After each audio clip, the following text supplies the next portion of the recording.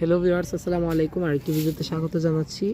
এই হচ্ছে আমার স্ট্রবেরির গাছ, যেটা এই বছর আমি নতুন কয়েকটা চারা লাগিয়েছিলাম এবং পুরনো একটা গাছ রয়েছে এখানে, একটা পুরনো এবং তিনটা নতুন চারা। হ্যাঁ, আর দুইটা আরও একটা নতুন চারা ছিল, আর দুইটা নতুন চারা ছিল যেগুলো কিনা নষ্ট হয়ে গেছে, আমি রাখতে পারিনি।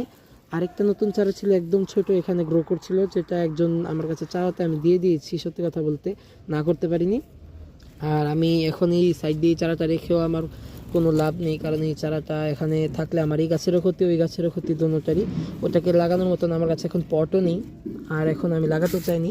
তো সে চেয়েছে, আমি তাকে দিয়ে দিয়েছি। এখন যা দেখতে পাচ্ছি এখানে আমার নতুন করে আবার এই টিপ বের হচ্ছে, আবার চারা আসছে।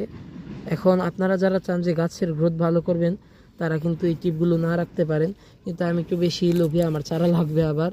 এই কারণে আমি এই টিপগুলোকে ভাঙছি না, দেখা যাক টিপগুলো বড় হোক, কারণ আমি জানি এর থেকে একটার বেশি দুটা ফল আমি এবার খুব একটা পাবো না, কারণ যত্নের অভাব রয়েছে, আমি বাড়িতে থাকতে পারি না।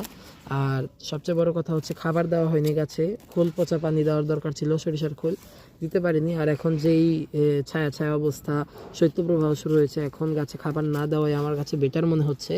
হ্যাঁ, একদমই রোদ পাওয়া যায় না, পরে গাছের গোড়ায় যদি পচন লাগে আমার গাছগুলো চলে যাবে নষ্ট হয়ে। বরঞ্চ আমি এখান থেকে কয়েকটা চারা নিতে পারি, ফেব্রুয়ারির দিকে যদি এক দুইটা ফল আসে তাতেই চলবে। যেহেতু নতুন চারা, ফল এক দুইটার বেশি খুব একটা আসার কথা না, যদি না অতিরিক্ত মানে ভাগ্যবান হই।